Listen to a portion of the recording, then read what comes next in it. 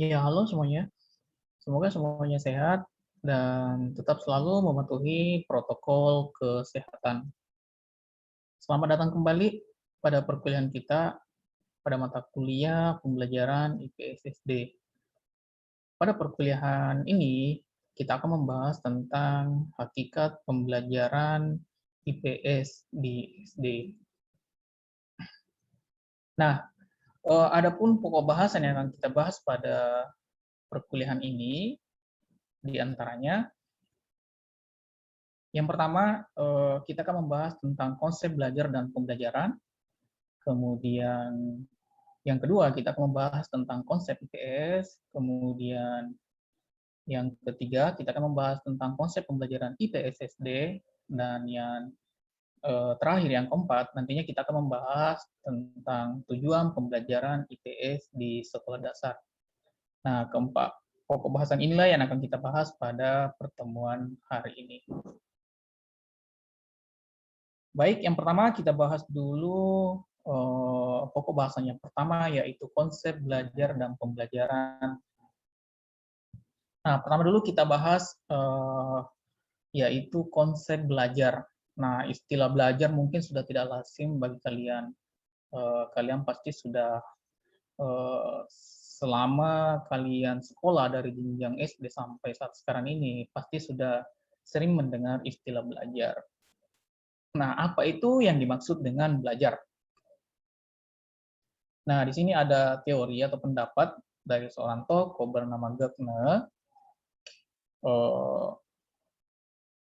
berpendapat bahwa belajar itu adalah suatu proses di mana suatu organisme berubah perilakunya sebagai akibat pengalaman.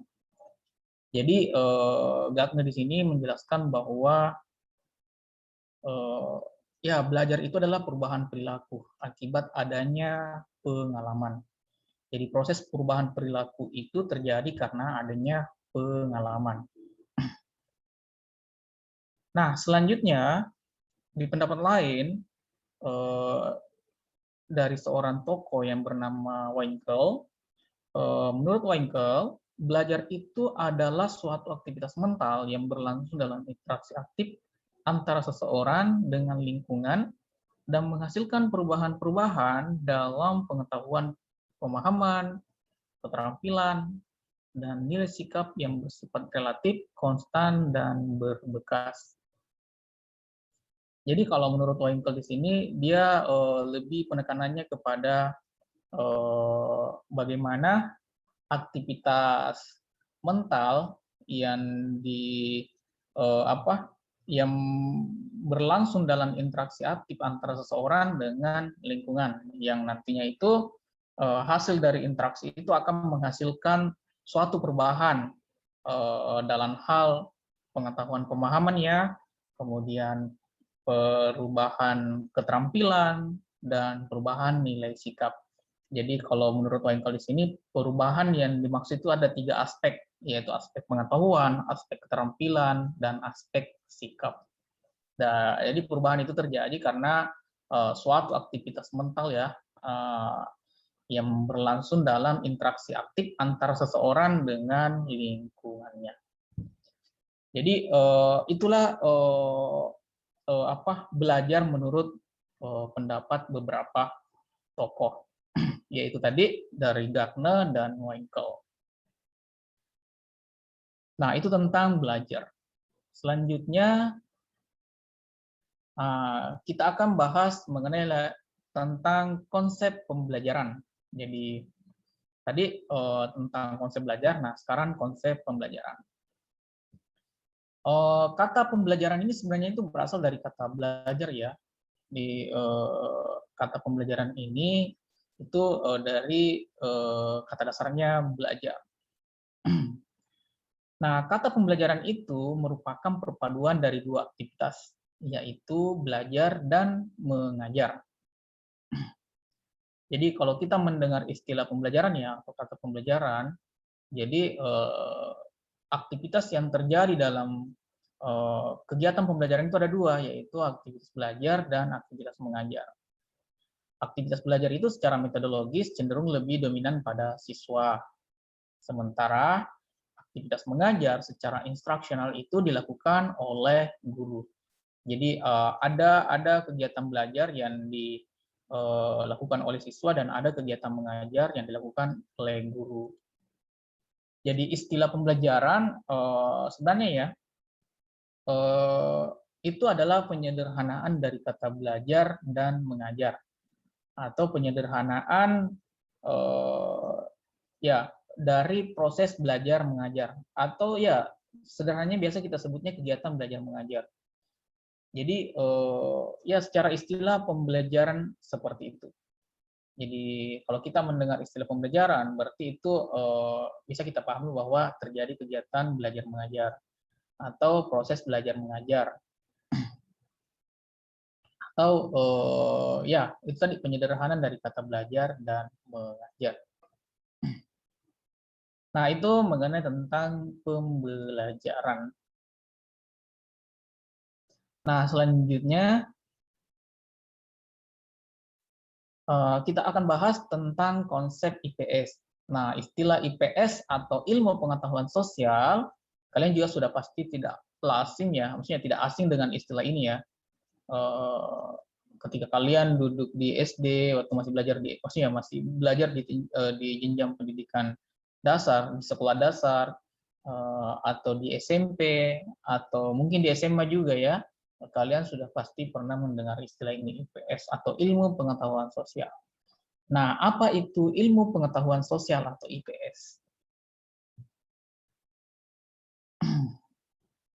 Nah, di sini ada pendapat dari seorang tokoh yang bernama Ahmad Susanto, menjelaskan bahwa IPS itu adalah ilmu pengetahuan yang mengkaji berbagai disiplin ilmu sosial dan humaniora, serta kegiatan dasar manusia yang dikemas secara ilmiah dalam rangka memberi wawasan dan pemahaman yang mendalam kepada peserta didik khususnya di tingkat dasar dan menengah. Jadi ilmu di sini ya, IPS itu ilmu pengetahuan yang mengkaji ya berbagai disiplin ilmu sosial. Disiplin ilmu sosial yang dimaksud di sini itu seperti sosiologi, antropologi, ekonomi, sejarah, geografi, dan disiplin ilmu sosial lainnya. Jadi isi dari isi atau konten yang ada dalam IPS itu adalah ilmu pengetahuan yang mengkaji berbagai disiplin ilmu sosial yang nantinya itu dikemas dikemas secara ilmiah ya dalam rangka memberikan wawasan dan pemahaman yang mendalam kepada peserta didik atau siswa yang ada di tingkat pendidikan dasar dan di tingkat pendidikan menengah. Nah, itu tentang IPS kalau menurut Ahmad Susanto. Nah, selanjutnya di pendapat lain dari seorang tokoh bernama Bu Haryama, dia juga punya pendapat lain tentang IPS. Nah, apa itu IPS menurut dia? IPS itu ialah program pendidikan yang merupakan suatu keseluruhan yang pada pokoknya mempersoalkan manusia dalam lingkungan fisik maupun dalam lingkungan sosial. Jadi kalau menurut Bu Haryama ini, IPS itu ialah program pendidikan yang suatu keseluruhan yang pada pokoknya itu mempersoalkan manusia dalam lingkungan fisik maupun dalam lingkungan sosial. Jadi ya program pendidikan yang mempersoalkan tentang manusia dalam lingkungan fisik maupun dalam lingkungan sosial.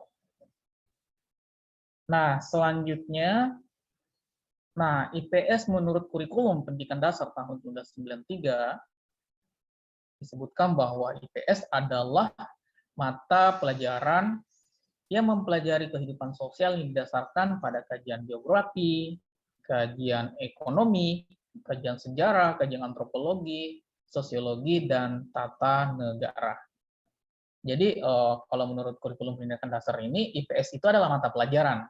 Ya, IPS itu adalah mata pelajaran yang di dalamnya itu mempelajari tentang kehidupan sosial ya, kehidupan sosial yang didasarkan pada kajian ilmu sosial diantaranya geografi, ekonomi, sejarah, antropologi, sosiologi, dan tata negara. Jadi itu IPS kalau menurut kurikulum pendidikan dasar tahun 1993. Nah, ya itu ya tentang IPS. Selanjutnya tentang konsep pembelajaran IPS SD. Jadi tadi kita sudah bahas tentang apa itu pembelajaran, apa itu IPS. Nah, sekarang kita akan bahas lebih lanjut tentang pembelajaran IPS SD. Apa itu pembelajaran IPS SD? Yaitu kegiatan belajar mengajar di sekolah dasar yang membelajarkan tentang ilmu pengetahuan yang mengkaji kehidupan sosial yang didasarkan pada kajian disiplin ilmu sosial. Jadi sederhananya ya, pembelajaran IPS itu adalah kegiatan belajar mengajar ya, kegiatan belajar mengajar atau kegiatan pembelajaran di sekolah dasar yang membelajarkan tentang ilmu pengetahuan yang mengkaji kehidupan sosial yang kajian sosial itu didasarkan pada kajian disiplin ilmu sosial. Disiplin ilmu sosial yang dimaksud di sini diantaranya seperti yang tadi dijelaskan di awal, seperti sosiologi, antropologi, geografi, sejarah, ekonomi, tata negara, dan disiplin ilmu sosial yang lainnya. Nah, itu tentang pembelajaran IPS SD. Nah, selanjutnya kita bahas pokok bahasan berikutnya, yaitu tujuan pembelajaran IPS. Nah, tentunya di sini pembahasan yang berkaitan dengan pertanyaan untuk apa sih pembelajaran IPS itu dibelajarkan, baik itu di pendidikan dasar maupun di pendidikan menengah. Nah, yang pertama, pembelajaran IPS dibelajarkan itu tujuannya untuk mengembangkan potensi peserta didik atau siswa ya, agar peka terhadap masalah sosial yang terjadi di masyarakat. Jadi dengan adanya pembelajaran IPS, nantinya diharapkan siswa bisa mengembangkan potensinya ya, agar nantinya dia bisa peka terhadap permasalahan yang berkaitan dengan masalah sosial yang terjadi di masyarakat atau yang terjadi di lingkungannya.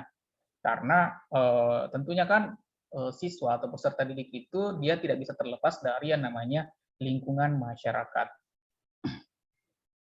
Jadi diharapkan dengan adanya pembelajaran IPS ini nantinya siswa bisa kembangkan dia punya potensi agar dia bisa peka terhadap masalah sosial yang terjadi di lingkungannya. Kemudian yang kedua, pembelajaran IPS dibelajarkan tujuannya agar siswa atau peserta didik itu nantinya bisa memiliki sikap mental positif terhadap perbaikan segala ketimpangan yang terjadi. Jadi ketika diperhadapkan kepada yang namanya ketimpangan sosial yang terjadi, itu nantinya diharapkan mereka bisa memiliki sikap mental positif bagaimana diharapkan nantinya dia bisa memperbaiki segala ketimpangan yang terjadi. Selanjutnya, tujuan yang ketiga, pembelajaran IPS dibelajarkan dengan tujuan agar siswa nantinya bisa terampil mengatasi setiap masalah yang terjadi sehari-hari, baik yang menimpa dirinya maupun yang menimpa masyarakat.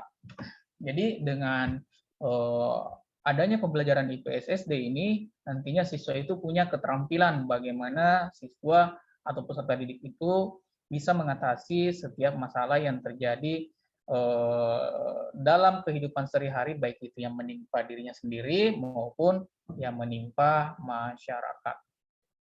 Nah, itu tujuan pembelajaran IPS di jenjang pendidikan dasar maupun pendidikan menengah. Nah, selanjutnya kita bahas tujuan pembelajaran IPS di sekolah dasar. Nah, ini yang lebih spesifik. Kalau di sekolah dasar, tentunya pembelajaran IPS itu punya tujuan khusus ya. Pembelajaran IPS dibelajarkan di sekolah dasar. Nah, apa tujuan pembelajaran IPS di sekolah dasar? Yang pertama, yaitu membekali anak didik atau siswa ya dengan pengetahuan sosial yang berguna dalam kehidupannya kelak di masyarakat. Jadi dengan adanya pembelajaran IPS di sekolah dasar itu nantinya kita memberikan bekal kepada siswa agak bekal dengan pengetahuan sosial ya, yang diharapkan dengan bekal pengetahuan sosial itu bisa berguna dalam kehidupannya kelak di masyarakat. Kemudian yang kedua, pembelajaran IPS dibelajarkan di sekolah dasar itu tujuannya untuk membekali anak didik atau siswa dengan kemampuan bisa mengidentifikasi, bisa menganalisis, dan menyusun alternatif pemecahan masalah yang terjadi dalam kehidupan masyarakat.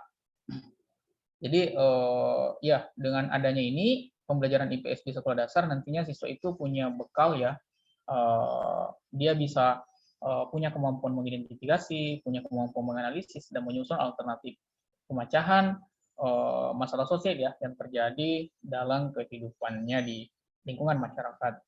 Kemudian yang ketiga, pembelajaran IPS di sekolah dasar itu dibelajarkan dengan tujuan membekali siswa atau anak didik dengan kemampuan berkomunikasi dengan sesama warga masyarakat dan bidang keilmuan serta bidang keahlian. Jadi ya dengan adanya pembelajaran IPS di sekolah dasar itu nantinya siswa punya bekal bagaimana nantinya dia punya kemampuan berkomunikasi dengan sesama warga masyarakat. Jadi diharapkan siswa tidak lagi selalu tinggal di rumah menyendiri atau hanya dengan orang tuanya, tetapi dia bisa berkomunikasi dengan orang-orang yang ada di sekitarnya. Kemudian yang keempat, pembelajaran IPS dibelajarkan di sekolah dasar dengan tujuan membekali anak didik dengan kesadaran, sikap mental yang positif, dan keterampilan keilmuan terhadap pemanfaatan lingkungan hidup yang menjadi bagian dari kehidupan tersebut. Jadi ya nantinya di sini siswa diharapkan punya bekal dengan kesadaran yang dimiliki, sikap mental yang positif yang dia miliki, dan keterampilan keilmuan yang dimiliki itu nantinya bagaimana itu bisa dipergunakan dalam pemanfaatan lingkungan hidup yang menjadi bagian dari kehidupannya. Kemudian yang kelima, pembelajaran IPS dibelajarkan di sekolah dasar dengan tujuan membekali anak didik dengan kemampuan bisa mengembangkan pengetahuan dan keilmuan IPS-nya itu sesuai dengan perkembangan kehidupan masyarakat, ilmu pengetahuan, dan teknologi. Jadi ya nantinya siswa punya kemampuan bagaimana dia bisa mengembangkan kemampuan pengetahuannya, keilmuannya di bidang IPS ya, dengan perkembangan kehidupan masyarakat, perkembangan ilmu pengetahuan, dan perkembangan teknologi. Nah, itulah kelima tujuan pembelajaran IPS di sekolah dasar.